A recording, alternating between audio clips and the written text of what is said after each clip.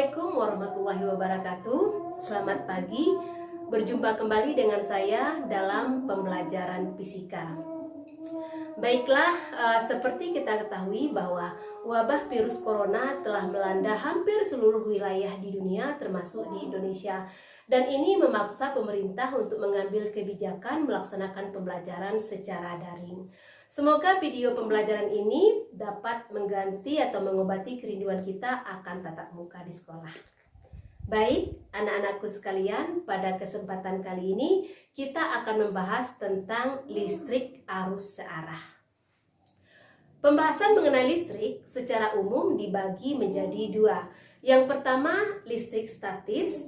Yang kedua, listrik dinamis. Listrik statis adalah fenomena kelistrikan di mana muatan berada dalam keadaan diam atau tidak mengalir.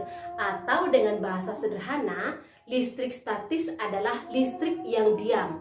Sementara listrik dinamis adalah listrik yang bergerak. Yang diam dan bergerak di sini adalah muatan listrik. Muatan listrik itu sendiri dibagi dua, ada muatan positif yang disebut dengan proton dan ada muatan negatif yang disebut dengan elektron. Listrik dinamis dibagi lagi menjadi dua pokok bahasan. Yang pertama, listrik arus searah atau DC, dan yang kedua, listrik arus bolak-balik atau AC. Aliran arus listrik memiliki kesamaan dengan aliran air. Mengapa air dapat mengalir? Disebabkan oleh perbedaan ketinggian permukaan. Maka air akan mengalir dari tempat yang lebih tinggi menuju tempat yang lebih rendah. Demikian juga dengan muatan listrik. Muatan dapat mengalir karena disebabkan oleh perbedaan potensial atau perbedaan tegangan. Maka muatan akan mengalir dari potensial tinggi menuju potensial yang lebih rendah. Kuat arus listrik didefinisikan sebagai banyaknya muatan yang mengalir per satuan waktu. Jadi, jika semakin banyak elektron yang mengalir, maka semakin kuat arus listrik.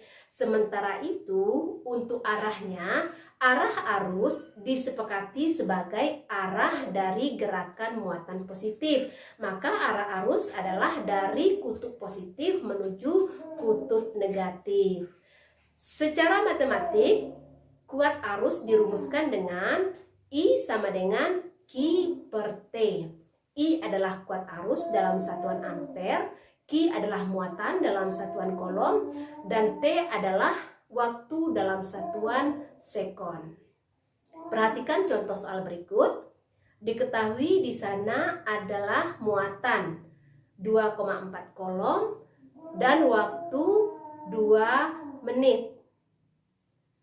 Maka waktu ini dirubah menjadi sekon. Karena 1 menit sama dengan 60 sekon, maka 2 dikali 60 sama dengan 120 sekon.